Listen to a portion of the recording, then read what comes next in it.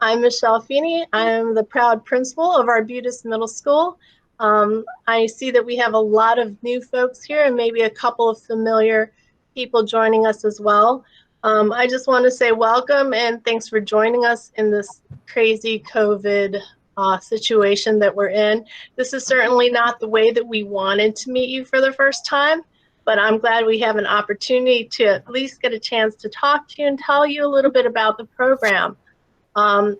I've been at Arbutus for 10 years now, and I've been an administrator at Arbutus and Catonsville Middle, and also worked as a teacher in many of the area elementary schools like Catonsville, Westtown, Westchester. So I have elementary and middle school experience. And one of the things I do know is that that transition from elementary to middle school is a little bit nerve-wracking for parents. And I hope that by the end of this presentation, you'll all feel a little more calm about that transition.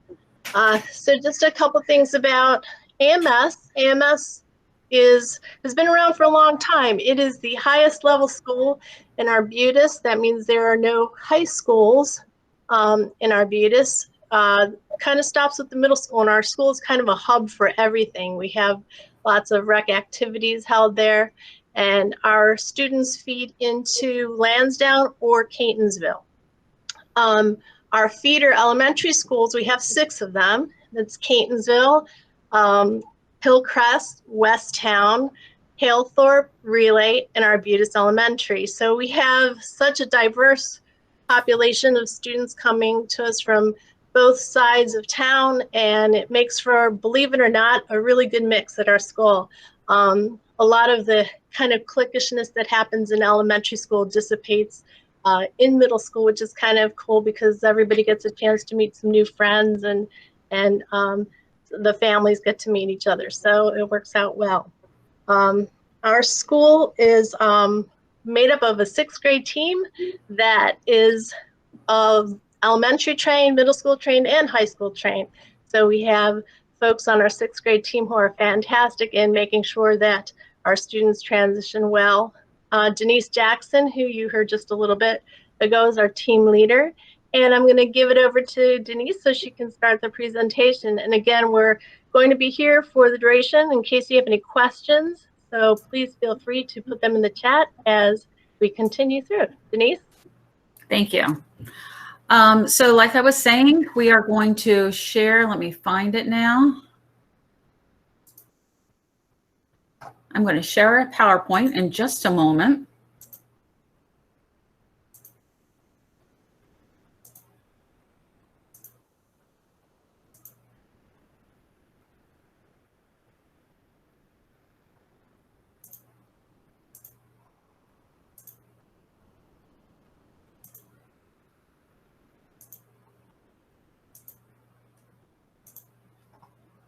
There we go.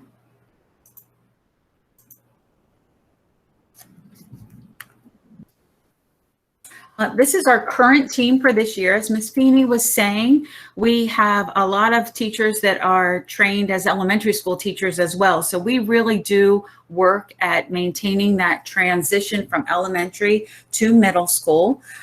Currently, we have 9 teachers that teach our ELA and reading classes. We have 2 world language teachers, 5 math teachers, 4 science, and 4 history teachers. So we do have a nice big staff that are dedicated to our 6th grade students.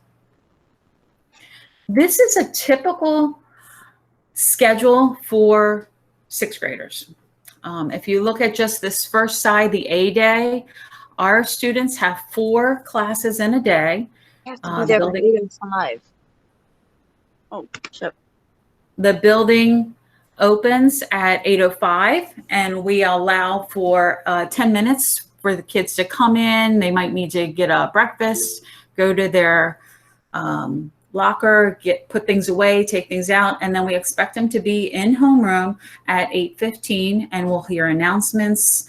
They might get some handouts or something like that from their homeroom teacher, and then we would begin their first academic class. Classes are about 84-ish minutes or so long. After 1A, your child would have another academic class. They would move to a different class. Then they would move to their special area class, which might be PE or health, or it might be art, music, tech ed, something like that. After their third period class, they would have lunch. We are the last lunch shift next year. They get 30 minutes for lunch. And then after lunch, they would move to their last academic class of the day. Within that class, they would have the PM announcements. The afternoon announcements are usually just things like bus changes or if a club isn't going to meet. When we come back in on the next day, on a B day, the same thing happens. You know, we open the doors the same time. They come in, they go get breakfast if they want it. They go to their lockers, and then they go to their first period class, their homeroom, which we call it Pride, and that's their 1B. After Pride 1B, they would move to their 2B class, which would be an academic class. And then they would go to their other special area class, so whichever one they didn't have on the A day, lunch, and then their last academic class with PM announcements and then dismissal. All sixth grade students take math, language arts, science, and world history, and they also either take a reading class or a world languages class. So for our Pride, our 1B, this is something that our entire school participates in, and we really love it. There's a lot that we can do with Pride. For the whole school, the way Pride works is that we have 20 minutes of dear time. So we really hope that you encourage your child to read over the summer. During that dear time, sixth grade, we normally start out with a read aloud that we do. But as the year goes on, you'll want to make sure that your child always has some reading material with them. It can be a novel, it can be a comic book, it can be a magazine, whatever they'd like to read. We want them to like reading. The next 30 minutes we call it activity. And our activities, the whole sixth grade does this. It's either team building or math related or reading related. We're a positive behavior incentive school, so it might be a lesson that has to do with that. We try to teach study skills and organizational skills. Work and time management is a big thing for sixth graders. There are some lessons that go along with their devices that we do during this time. We set goals, we have some cultural lessons, and we work on critical thinking. The last 36-ish minutes of this time, we call enrichment. And this is a time where students can get individual or small group help from a teacher. So if your child maybe was absent, or maybe if they just weren't understanding a particular math skill, the math teacher might give them a Pride pass to come see them during this 36-minute time. And they can work with them either individually or in a small group to get them caught up or give them the extra assistance they need.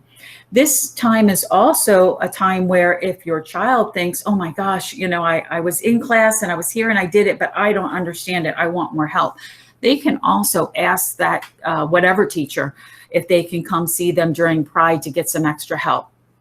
If a student isn't going to see a teacher during this time, we have a list of must-do items, which include making up any missed work that they might have, working on low scores, because a lot of our teachers want students to do the best work that they can. So some of the items that they might be able to redo, and we really want to encourage that. They should organize their binder during this time. And then they have a list of may-do items, and they can only do the things that are on the must-do and then the may-do list. On the may-do list, we typically have things like, there's a couple websites that we'll let them go to, code.org sometimes. We have one that's a multiplication site where they can go and practice their multiplication facts. We have a vocabulary site. They could read during that time. They can work on homework that's maybe been given and might be due the next day. So there are certain things that they are allowed to do during that time. It's not just free time. Please don't think that. If you're not already hooked up with BCPS 1 and Schoology, it would be great if you did that. This gives you access to your child's gradebook. Virtually, you get to see what's happening, what they're missing. So So you're not maybe caught off guard if one of their teachers emails you and says, hey, you know, your child hasn't done homework for the last 3 weeks. It really is a great way to see how your child is progressing through the year. If you haven't done this, you can go to the Baltimore County Public School website to create an account, and they have lots of tutorials there. We even have some on our Arbutus website too. But that will really get you going, and it's a great way to stay in touch and know what your child is doing and in some cases not doing.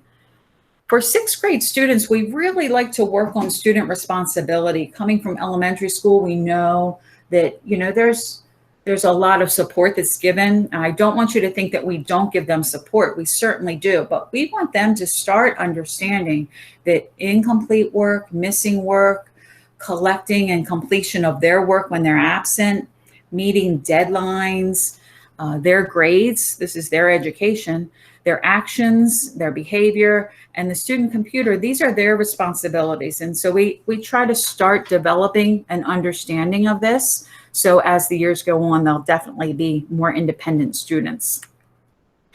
Homework expectations. I know there was some misinformation out there saying that homework didn't count towards grades. Sometimes it does and sometimes it doesn't. In any circumstance, homework is very important, and we do expect our 6th graders to complete homework assignments. Homework is expected every night. Now, remember that they don't have each class every day, so they wouldn't have math, say, every night. They would maybe have it every other night. A couple of classes, they might only have homework in them, maybe not on a regular basis, but maybe if they didn't finish their classwork for that day, they might be expected to finish that classwork for homework. There are some long-term projects throughout the year. They should, of course, work on missing work when they're absent and complete that for homework at night and turn it in.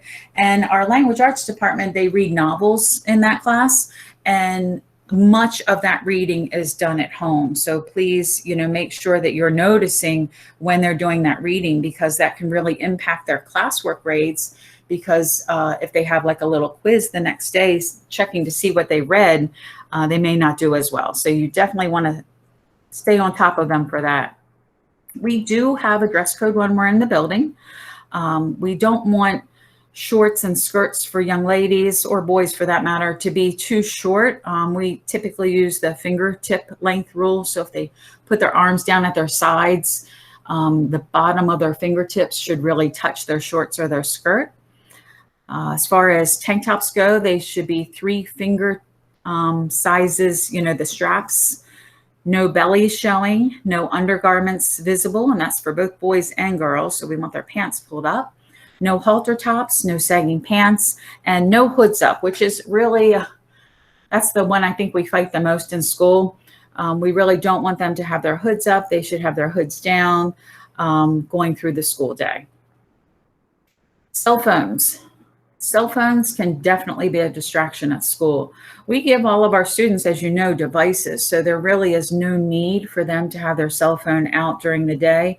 And our school rule is that those phones should be off and stored in their lockers when they're at school. If we do, you know, at the beginning of the year, we give warnings. Of course, we tell the kids all these rules. We give them warnings, ask them to put it in their locker. If kids consistently don't follow this rule, phones could be confiscated. If that happens, we put it in our safe, you know, and keep it secure so nothing would happen to it. And then you would just have to come up to the school and pick it up during school hours. I know there have been some parents that they get so tired of the cell phone that they let it stay in the safe for a little bit of time. If you do need to speak with your child during the day, we don't have any problems with either giving your child a message, you know, if you need us to do that, or if you need us to call your child down to the office so you can talk to them privately. We'd certainly be more than happy to do that for you. Every student in our school gets a locker, and I tell you, this is probably one of the biggest worries that our kids have, because they just have a difficult time getting into lockers, and our lockers are old too. They get a locker. We don't want them to share, because part of the reason they have this locker is to keep their belongings, like their cell phones, safe. If you could, we spend a lot of time at the beginning of the year practicing these combinations with them, giving them time to do it.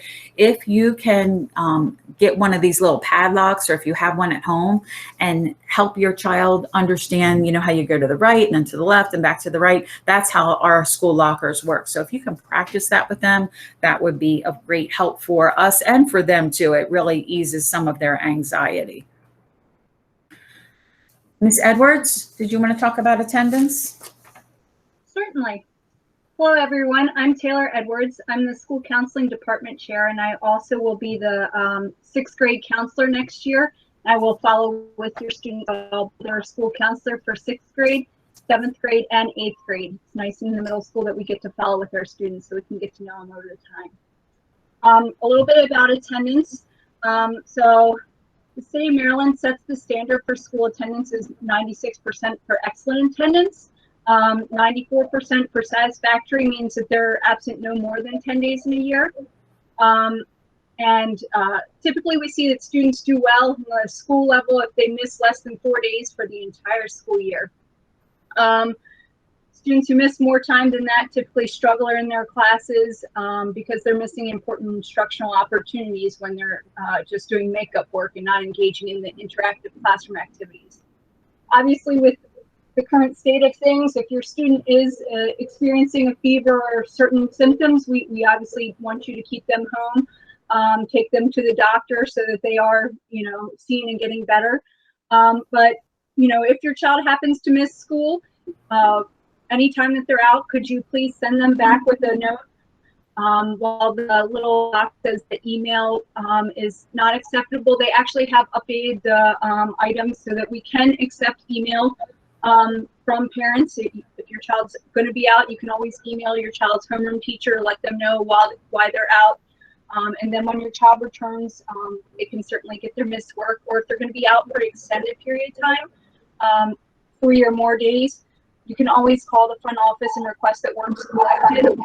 But we do ask if they are out for consecutive days, more than 3, that they return with a doctor's note. On the same vein of attendance, if you ever have to leave, your child has to leave early for a doctor's appointment, we ask that they bring in a note first thing in the morning to the front office. And that way we can give them a pass so that they can leave their class, and it reduces the number of classroom interruptions that we have to do. We don't have to call into the classroom to have them come down. Thank you, Ms. Edwards. Ms. Woody, would you like to share some information from the Health Suite? Sure. Hi, I'm Erica Woody. I'm the school nurse at Arbutus Middle. I'm just going to give you some things you probably already know. It's the Health Suite stuff is the same in elementary, middle, and high school. I will be speaking with the nurses from the elementary school, and they'll give me a list of health concerns. But if there's anything specific to your child that you think I should need to know, you can either email me or call me and let me know. If your child is injured during the school year, they break their arm, their leg, need crutches, I do need a doctor's note to excuse them from PE, and with a request to use the elevator. And then I will need a note again when they are released from the special activities. If your child is planning on participating in the after-school sport, like track and field, cross country, or basketball, we will need a athletic physical form filled out. And that is for every school year.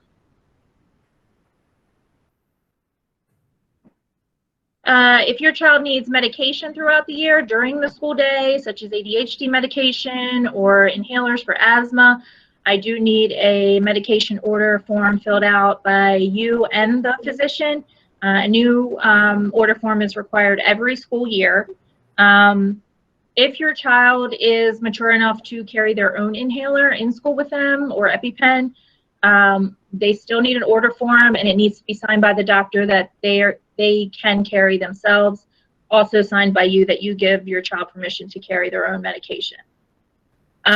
Discretionary med forms will be mailed out with the summer mailings. They will be light yellow this year.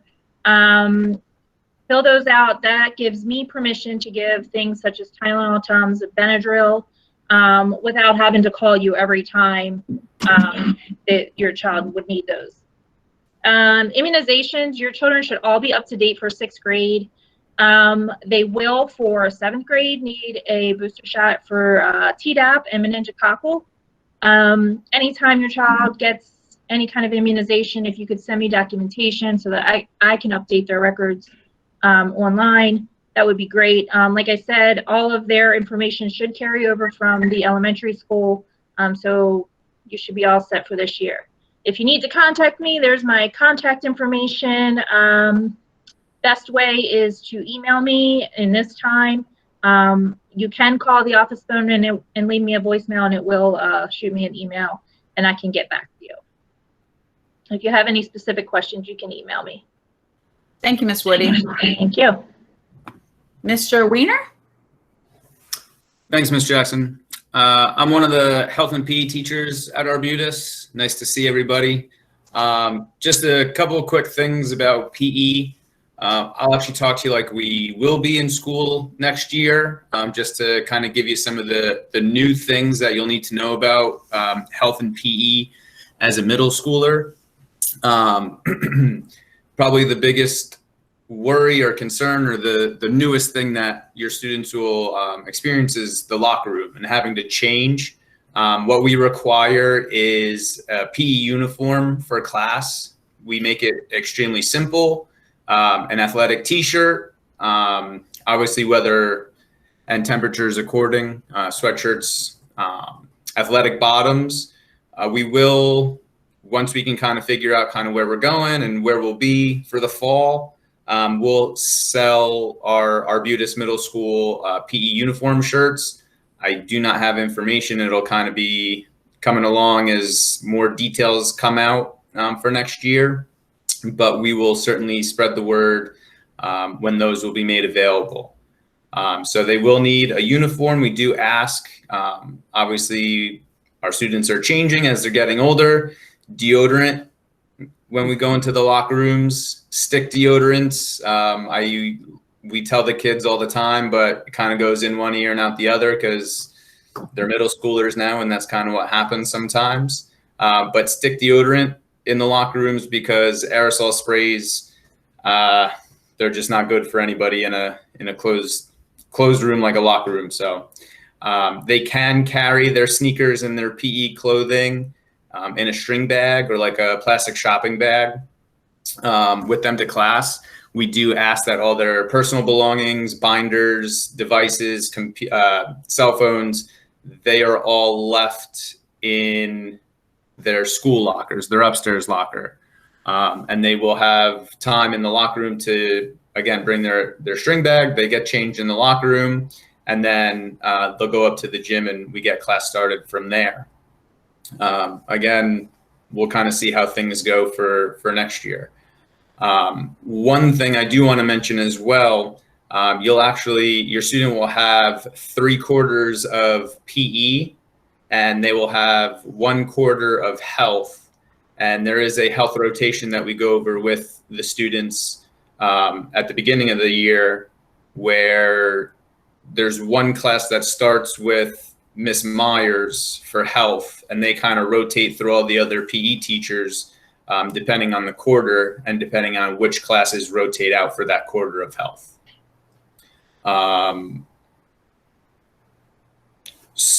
One more thing about our PE program, you will not find what we offer in PE in most any other school. We offer a lot of choice.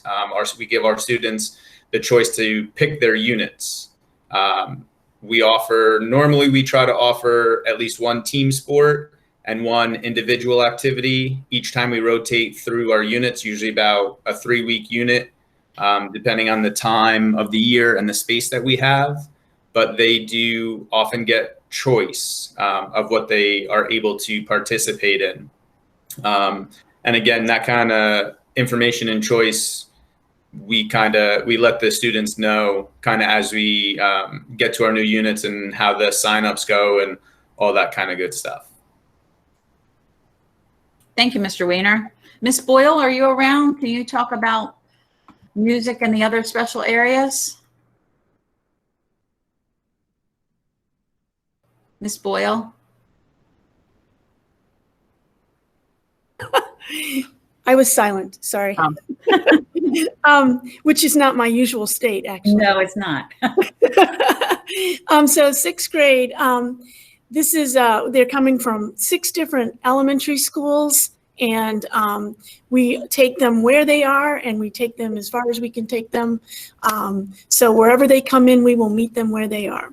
And it's particularly this next year where everyone has missed the 4th quarter and their spring concerts. So there's going to be a little bit of making up some work, which is fine. We will be able to handle that. We do use a 1-inch binder for music. We give them music. We give them handouts that they have to do in class, and anything that we do, like our handbook or anything like that, goes in the binder. We find that keeps them very organized, and there is a place for it, the binder, in the classroom. So they take the binder from home to the classroom, use it, take it back home, and use it for practicing. The students also will be purchasing a lesson book, and that's the book that they will use during their class time, and that is what they will practice at home, and that is where their tests come from, their playing tests. So everybody will need a lesson book, and we will tell you all that information. We'll give you a book letter, tell you how to purchase it. You purchase it from us. You don't have to go to the store or go online or anything. We can take care of that for you. And then we also, for our concerts, have a uniform shirt, and it's a white shirt, and it says Arbutus Music, and it's embroidered, and we put those out again for sale at the beginning of the school year, and we'll be using those for 6th and 7th grade. So they use the white shirts for 6th and 7th grade, and then they go on to a black shirt for 8th grade. We find that most of the time, by the time they finish 7th grade, they've all grown out of the white shirt, so we go on to another color. Practicing in home is essential. Instrumental and vocal students need to practice. This is a 3-year program. We really like to build on each year, so we hope that they will stick with it all the way through our 8th grade time. It only gets more fun as you go. And the music gets more difficult, actually. We also have after-school programs, which we were very proud of. We have a wind ensemble. So 6th and 7th graders can be in the wind ensemble, which is the 8th grade band. But if they are ahead of the game and want to be challenged, they can audition and be in the 8th grade wind ensemble. There also is a jazz band after school, and that's open to anybody, and it is not audition. And so if anybody plays guitar, electric bass, or piano, that's another opportunity for someone who maybe not is in the band program but would like to be in the jazz band after school.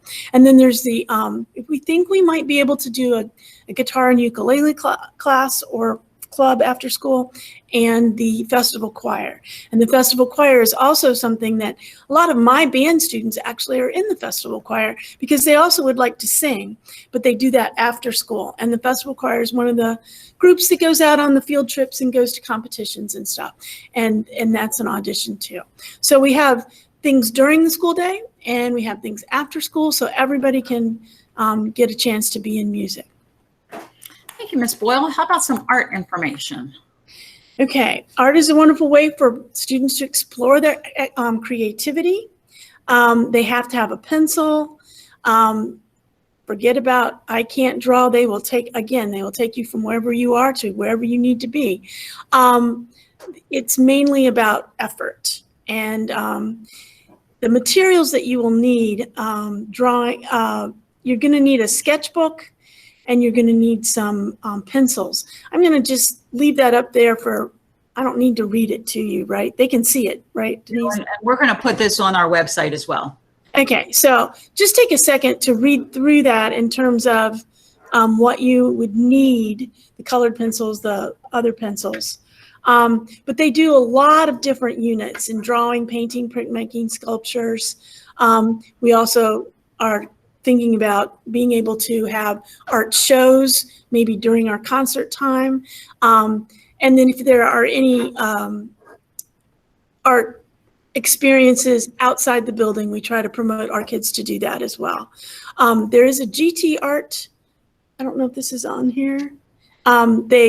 Sixth graders learn about that, but they don't get into GTR till 7th and 8th grade. Great, thank you very much. And then we have Project Lead the Way, Ms. Boyle. All right, so Project Lead the Way. It's way down in the other side of the building in this great big room that's very cool. And it is based around engineering and computer science design. It is a lot of hands-on projects, kids working in groups, though I think some of it is also individual. And you can see there they use a wide range of materials, and they include BEX and robotics and Autodesk 3D design software, microbit physical computing devices, and etc. I think those things change every year as new things come up, and it's taught by Jonathan Krieger. Yeah, he's a great teacher. It's very hands-on. The kids do some amazing things down there. Thank you, Ms. Boyle. You're welcome. We have many after-school clubs. These are some of the clubs that we offered this current year. I'm not going to read them all to you, but you can just take a peek at them. Ms. Boyle alluded to some of the music type clubs that we have, but we also have, athletic clubs. We have some science clubs. We had a drama club. So we offer our students a whole lot. The way this would work is we usually switch our clubs out twice a year. A permission slip goes home. Well, first, like a whole list of the clubs that would be offered in the fall would come home with a permission slip. You would sign it and send, your child would bring it back into the appropriate club sponsor. And then the clubs usually last until early December, and then we stop for that break time that we have, and then maybe in mid-January we start back up. Sometimes they're the same clubs that go year long, but sometimes they're completely different clubs that might start back up just for the second half of the year. Our PTA is fabulous, and they have been sponsoring activity buses for us on Tuesdays and Thursdays, which is when most of our clubs are, on Tuesdays and Thursdays. The buses don't necessarily take children right back to their same normal bus stop, but they'll get them closer back into your neighborhood. And this is just one list that I had pulled up. This was the quickest one I could find. I don't think it changed for this current year. But as you can see, it's two different buses, and it just gets the kids back closer to their neighborhoods. We also have a great website that Mr. Whitby, our librarian, he updates for us on a regular basis. You can go here and you can find all different kinds of information that maybe might be able to answer your questions or help you get through something. You can also find a staff directory there, which would give you links to our email as well. Ms. Edwards?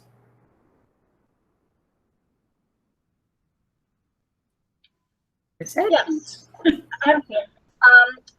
So we will share what next year will look like for our students as soon as we find out ourselves.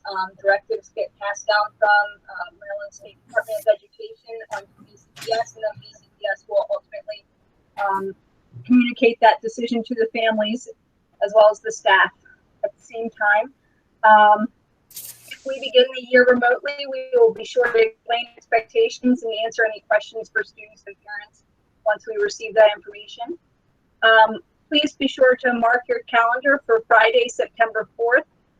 It's the scheduled early entry day for 6th grade students. That's the day where just 6th graders get to come into the building and orient themselves to the building, find their classes, learn about their lockers, all that good stuff. It's slightly ahead of the normal school starts, and it's only 6th graders in the building at that time.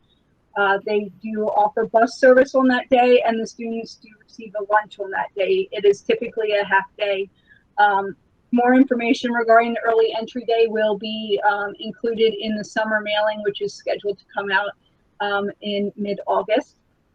Which leads me to, in August, you will receive our back to school mailing, which will include some necessary items for you to review, complete, and submit at the start of the school, along with your child's schedule. that'll include like the emergency contacts. They'll have the supply list, as well as other items that are important in it. I did mention in the chat, in case people did not see it, should you wish to view the school supply list ahead of time, we do have it posted on our school website. I think it's typically under the parent info portion. You can click on it and view it. Yeah, that's our list for the current year. We haven't updated it for next year, but I really don't think that there will be many changes at all, if any changes. Thank you, Ms. Edwards. So what we're going to do now is we're going to answer some of the questions that some parents submitted through the link that was provided. We're going to answer some of those questions. If you happen to have a personal question that you'd rather send to me, I'm the team leader, Denise Jackson, you can send it to me or Taylor Edwards, the counselor, and our emails are up on the screen. I'll give you just a second to look at those, and then I'm going to take those down.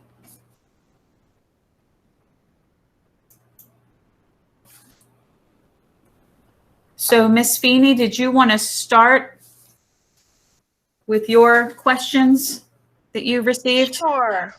Are you going to post those, or do you want me to just speak to them? Yeah, I wasn't going to post them. I thought we would just talk about them. Okay. The first question was about handling bullying situations. Baltimore County defines bullying as cyberbullying, harassment, or intimidations in the Superintendent's Rule 5580A, and that's posted on the website as a pattern of behavior when a person repeatedly uses power in an intentional manner, including verbal, physical, or written conduct, or intentional electronic communication with against one or more students. I wanted to read that out to you because there are two pieces to that are really important. That the first, that it's pattern behavior, and second, that it's electronic. So I'm going to start out by saying that at AMS, bullying isn't tolerated. It's always addressed. If it happens once, it's not considered bullying. It's considered another child doing something mean or intentional to another child, and we address that situation through various methods. Part of it is we have 2 assistant principals, and they investigate those situations, and we work with the students on that. If it continues, though, and it becomes bullying, there is a bullying prevention plan that's put in place. It includes educating the students, investigating all the complaints, and giving administrator consequences. Now, the other piece that I brought to your attention was the electronic bullying. One of the things that's really important for our students to know, middle schoolers are middle schoolers, and if you can all remember what it's like to be in middle school, it could be some of the meanest times. And we want our students to know that bullying just doesn't take place verbally. It can take place whether it's on Snapchat or Instagram or whatever platform they're on these days. And if we find that out, that also becomes part of the investigation because it affects the daily life of the school. And if I could wave a magic wand and make all students not be on any social media, I would do that. I know that's not realistic. But, you know, we have some cases where it may happen once, and it's a learning experience for the student who realizes how harmful and hurtful that can be. And we talk through the students about those kinds of things. It's not just I want to really impress upon you, it's not a reactionary process for us at AMS. It's something that we try to ingrain in the culture. So we have a pride time every other day, and part of that pride time, the 6th grade team and 7th and 8th, it changes as the years go on because the students change as the years go on. They develop differently, that address how we behave with each other in social situations, how we treat each other, tolerance, all kinds of topics that we have within Pride Time that the teachers present to them. And it's kind of a collective grade-wide initiative that each homeroom has an opportunity to open up to present and discuss with the students. So that pride time is really important in our school because what it does is two things. First of all, allows us to be proactive to make sure that we're setting the tone for the culture of our school right away. And that's super important with middle schoolers. Because as you know, if you don't set the tone, they will set it for you. And secondly, what it also lets us do is, every class is different. As you know from elementary school, classes have kind of their own issues, their own specific needs. So it allows us to, be able to observe our students, interact with our students, assess the needs of our students, and then be able to design pride topic lessons for the individual groups of students as they need it. I know that some elementary schools have been doing restorative circles. We do that sometimes. We don't do that every single day. That's also one of those things that we do as needed and as the topics come up. Some of this has to be organic. At the middle school level, children don't respond well to us just preaching to them. They really want to know that we know them and that we're in tune with their needs. So we make sure that what we talk about in restorative circles are the things that come up on a daily basis. So that's another aspect to what we do in terms of bullying. We have special inclusive events. We have clubs that allow students to meet if they feel like they need a space to voice their opinions and their own interests. And also part of that proactive piece is we found that the best way to teach students is to make sure they're empowered in both ways. So it's not just the anti-bullying slogans, it's also teaching kids how to advocate for themselves. We have the student ambassadors, which is a very large group of students that are made up on a voluntary basis and sometimes involuntary basis. And they work with our teacher mentors to learn certain strategies on how to diffuse situations. And it really kind of speaks to the citizenship that we're teaching at Arbutus and how you can go out and you can be a citizen within our school community and contribute to a positive culture in our school. So there are a lot of different aspects to that. It's not just, somebody gets bullied and that's a one-shot deal. We react and it's over, because that's not sustainable. We try to create a culture that is sustainable in terms of addressing bullying situations. Do I have another one, Denise? Yeah, you do have. Oh, I have discussions about distance learning for 6th grade. Right. So I'm going to be honest, we have no idea. We're kind of in the same situation you guys are in. But here's the beauty of it. I was talking to one of the teachers today. We did get a chance to go in school and close out our classrooms. We've done this now since March. So we have been able to get some ideas, some do's and don'ts in case we do have to go through this in the fall.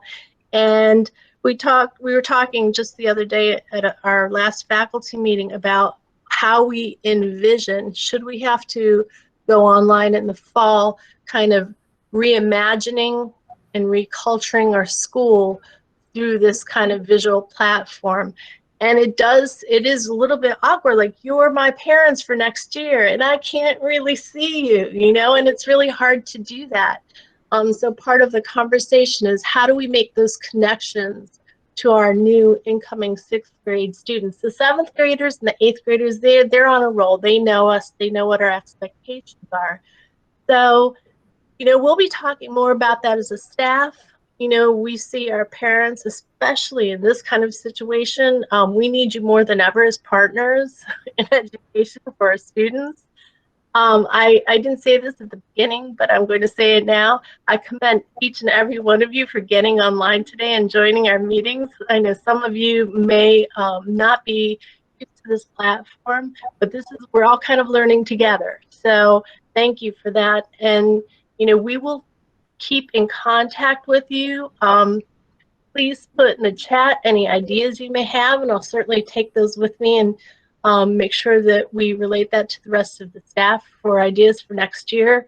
You've been through the elementary school version of this, and it was difficult because you didn't have devices, and you didn't have all of the tools that you needed right away. We've been doing this for a while now with the devices, so that's not so much of an issue, but feel free to let us know what your expectations are, what your wishes are for next year, and how we can best serve you and work together with you. Thank you, Ms. Feeney. I got a question myself about special education classes and how many are there. We follow federal guidelines, and we make sure that we educate students in the least restrictive environment. We have students that are inclusion classes, which our general educators teach. We also have, we're fortunate enough to have an adaptive learning support program where it's a smaller classroom setting, special educators teach it. Students can move at a somewhat slower of a pace and get a lot of attention. We have a social emotional learning support class, both homeschool and regional, which helps support students with social and emotional learning needs. And we also have a functional learning support class that helps students with learning functional skills. So all of this together really helps our students develop empathy and be prepared for the world and their community and their workplace. So we really think that our special education program, and I'm part of it, we think that it's really pretty special. I got another question about backpacks, which is a great question. We do not allow students to carry their regular backpack during the school day.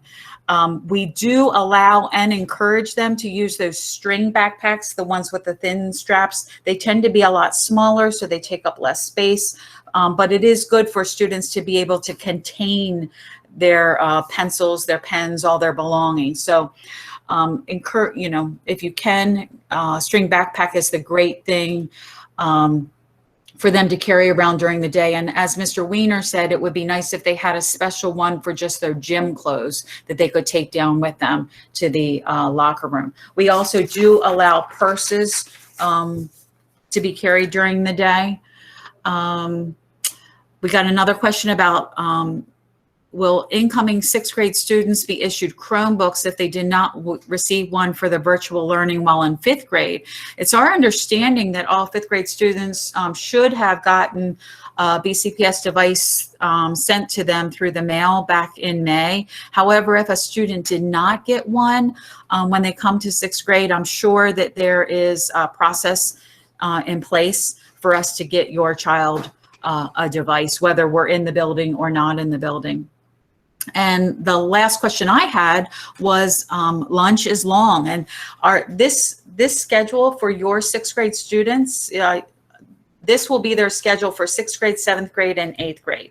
And so this is the first time we as 6th grade teachers have come across this schedule, and it is like I said, our last lunch shift. So as far as a snack goes, we're kind of going to have to play that by ear and see how it goes. I will talk to some of the 8th grade teachers and see, how that went for them. I don't believe that it was a big issue for them. It just might be something to get used to coming off of the summer and being at home and being able to eat whenever you want. But we definitely will take that into consideration and see what students need. If your child is someone that needs that for a medical reason, please just make sure that Nurse Woody knows that and we can make that happen. Ms. Flynn, did you have some questions you wanted to take care of? Hi, I'm Marie Flynn. I teach science for 6th grade.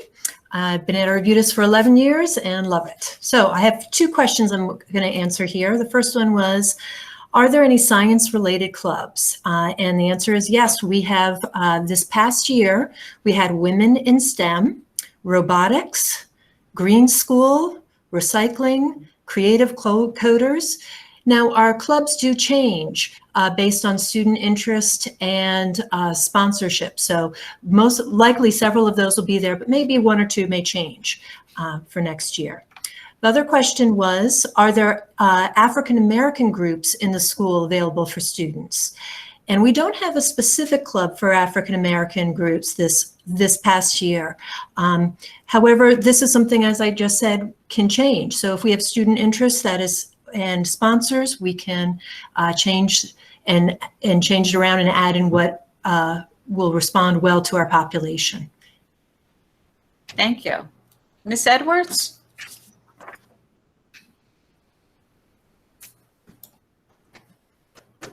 Yes. So I've seen a couple questions regarding registration from parents in the chat, and we also received some ahead of time. I'm going to speak a little bit to registration enrollment.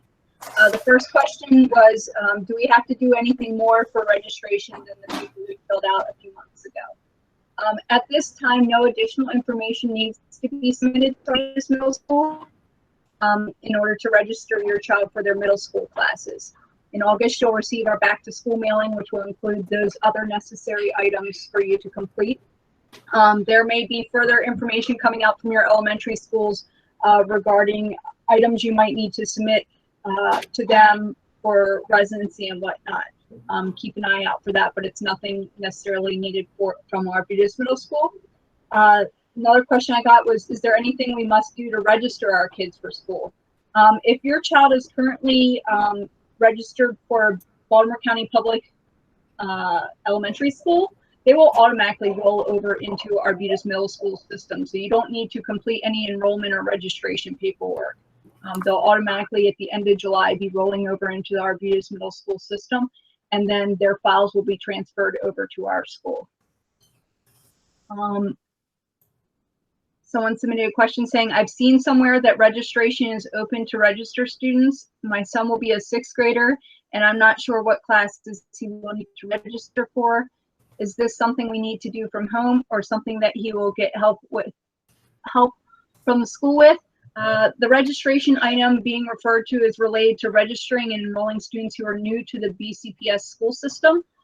Students who are currently attending Baltimore County Public Elementary School, as I said, will automatically roll over, so you don't need to complete any additional paperwork to get them into the system.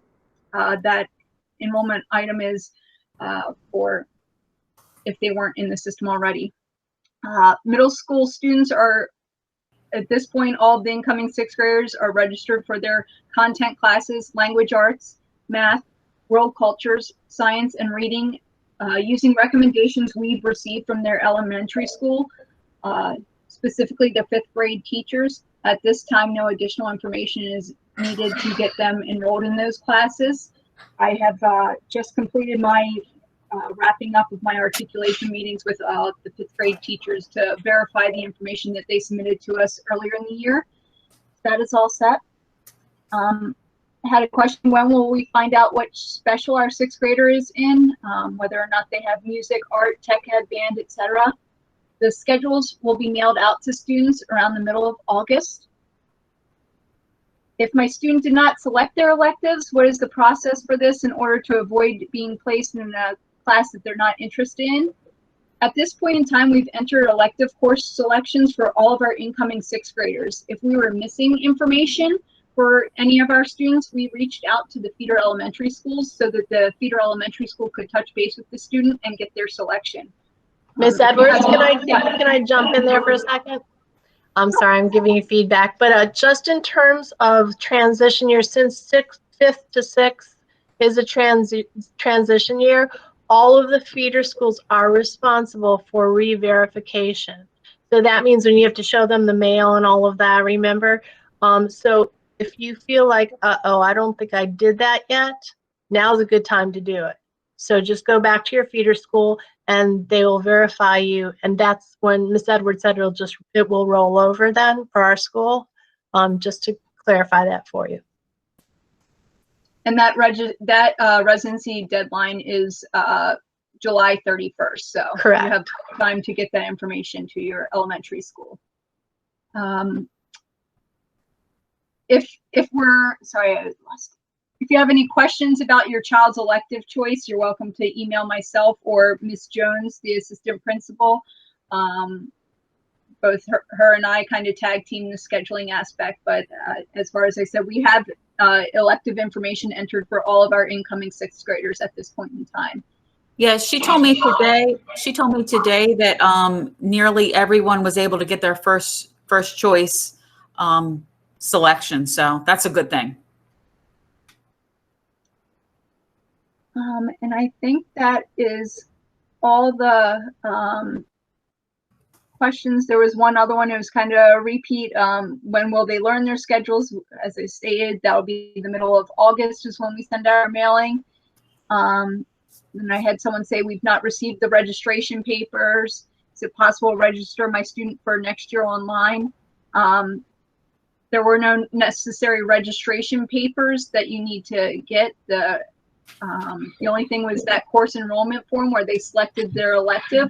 But if we were missing that, we reached out to the elementary school, and either the 5th grade teacher or the elementary school counselor touch base with your student to get their first and second and third selections. And as Ms. Jackson just said, typically the students were able to get their first selection. Mm-hmm. And any, Ms. Edwards, also shared domicile, if it's a shared domicile situation, that can be worked on online. The renewals are online. Sorry about that. Yes. So if you're in a shared domicile situation, all of those renewals can be done online. Thank you. I'm seeing a lot of comments in the chat about elementary school students, if you could possibly have declined the device.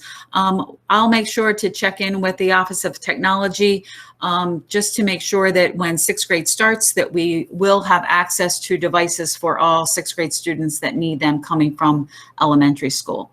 Ms. Boyle, did you have a couple questions that you wanted to respond to?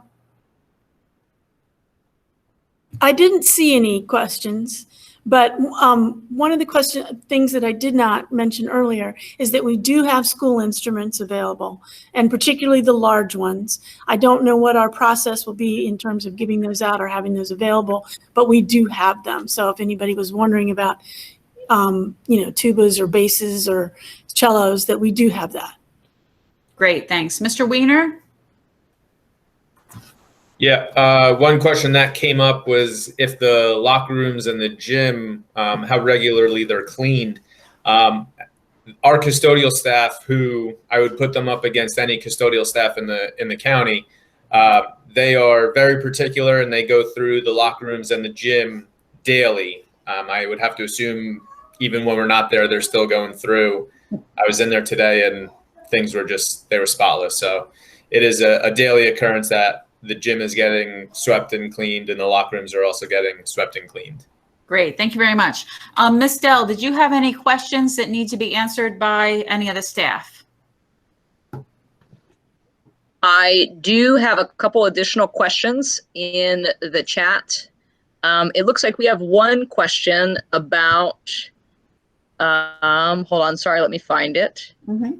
If there's a family life unit in 6th grade, and where is that addressed in 6th grade, or is it addressed in 6th grade? That would be a Mr. Weiner question. We have in health class, so again, in that 1/4 of health, there is a unit that is, I'll say it's an extension of what they learned or should have learned. Actually, I've learned that some elementary schools are doing different things. So the information that should have been passed along in 5th grade, it is more of like a refresher and a bit of an extension from what they learned in elementary school. Thank you. Ms. Dell, I think part of the questions is that the unit that you're referring to was not presented in elementary schools because of being home during quarantine. So I think that's part of the concerns parents are having right now. It was not done virtually. I see the comments coming up. Mr. Weiner, you will be teaching the family life unit. No, I'm just kidding. Well, we can work with the elementary schools maybe to do something with that in health. I don't have a problem with that. That was actually something, if there was curriculum writing this summer, I was going to address at the higher level, just making sure that everybody was on the same page. Because again, this is my first time in a long time going in and teaching sixth grade health this past year. So I was able to kind of see, and I even asked like what elementary schools everybody went to, and you could kind of see how like this group, they had this, and then this other group didn't have anything, and I just kind of blew my mind. So yeah. I see in the chat, Ms. Biernack, I'm a single mom, not wanting. I see all of you the sixth grade parents who are chicken and didn't want to talk about it. So that's why it was brought up. We didn't predict that question, did we? Ms. Biernack here. Yes, I do not want to have to do this. Thank you very much. So there is, just kind of putting it out there, there is, when we get into that particular unit in health, there is a parent permission form that comes home. So I'll just go ahead and put you down, Ms. Biernack, that we have permission to teach your child.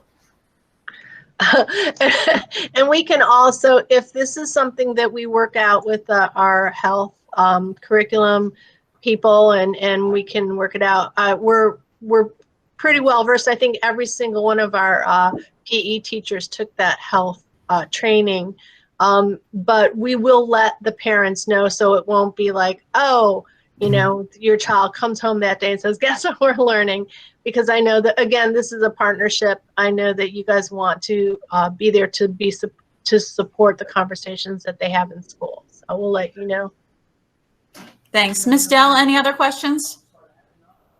Yes, we do have one other question, definitely an important question. And I think Ms. Feeney, you'll probably want to speak to this. Tamara Latish Jackson asked, how does AMS plan to address the protests regarding George Floyd's death and racism? And I know that's something we work together on, Ms. Feeney, so I'll let you take the lead, and I'm happy to fill in. Absolutely. So our school staff is and has been working on equity training, and a lot of our staff members are equity leaders. And I know that those discussions that we've had as staff members are also discussions we're willing to have with our students. We're very open to those discussions. I think it's something that they're worried about, they're thinking about. As a matter of fact, was it last week or 2 weeks ago? I can't even remember. The time's been just kind of melding together. We talked about giving students space to have conversations about what's going on now in our Google Meet sessions. It's not the same as being in person. I had some feedback from teachers about that. Some of them said that students really wanted to talk about it and they had open discussions, and other students put comments in the chat, but they didn't really want to talk about it kind of, virtually face to face. So, addressing it is what we do, that we're teachers, we're educators. What's going on in the world today is happening to our students in real time. So, how we address it is talk about it and help students process it. And sometimes, believe it or not, they help us process it. So that's what we do. But Katie, Ms. Dell, who is just on, we continually work on having those courageous conversations in our school. And we've been on this journey for a very, very long time, probably the last 6 years or 7 years. And Ms. Boyle's also part of that. What I would love to do, since one of our parents asked, is have parents as part of those conversations. So I encourage you to reach out to me or to Ms. Dell or to Ms. Boyle or really anyone else on the staff if this is something that you're interested in maybe having adult conversations and talking about, what students are saying at home and what they're feeling and how they're processing things. I mean, this world is crazy enough as it is, and we could use all the help we can get, and it just can't come from just the school or just the homes. That it's really got to come from all of us together as a community. We talked about what people post online on Facebook. So I was just talking a little while ago about what the students say to each other on social media. Some of the things I've seen adults post just it's unimaginable. So it starts with us. So please partner with us on that. We would be more than happy to have parents as part of this equity journey that we're on. Thank you for asking that question. Thanks, Ms. Feeney. And I just posted the superintendent's resources that you can find on bcps.org. There are some resources for students and parents alike in terms of discussing racism as well. Thank you, Ms. Dell. Sure. And then we do have one other question. I see it got answered in the chat, but a parent asked about opportunities to replace the North Bay experience. Ms. Flynn, would you like to talk about that? Sure. I missed the question in the chat. Not sure what was already said or not. But so this past year we went to Camp Putak, and it was a two or 3 day experience. And we went, of course, during the coldest days of the entire year, November 14th and 15th, and it was like 14 or 15 degrees.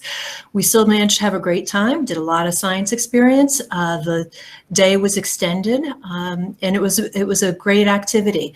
That being said, they still have some room for growth, and we're working with them and talking to them and trying to refine the program. So it might not look the same as it did this year.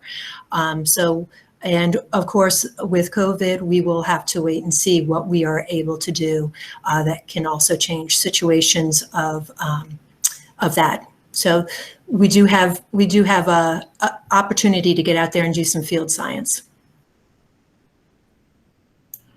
Thank you very much. Well, we want to thank you all for joining us today. Like Ms. Feeney said earlier, this certainly isn't how we intended to do this, but I can say that we picked, as we normally do, the hottest day of the year so far, and it looks like we've done that again today. If you have any questions that come up later, feel free to email me, Ms. Edwards, Ms. Feeney. We're all here to help you. Make this a smooth transition. And like we said before, once we know what the school year is going to look like, you'll know, and you might even know before us in some cases, but once we know what we're going to do, we will share it with you because we want your children to have the best 6th grade experience ever. So we want to do everything we can to support them and you as well. So know that you will be hearing from us again. Thank you very much. Thanks, Ms. Jackson.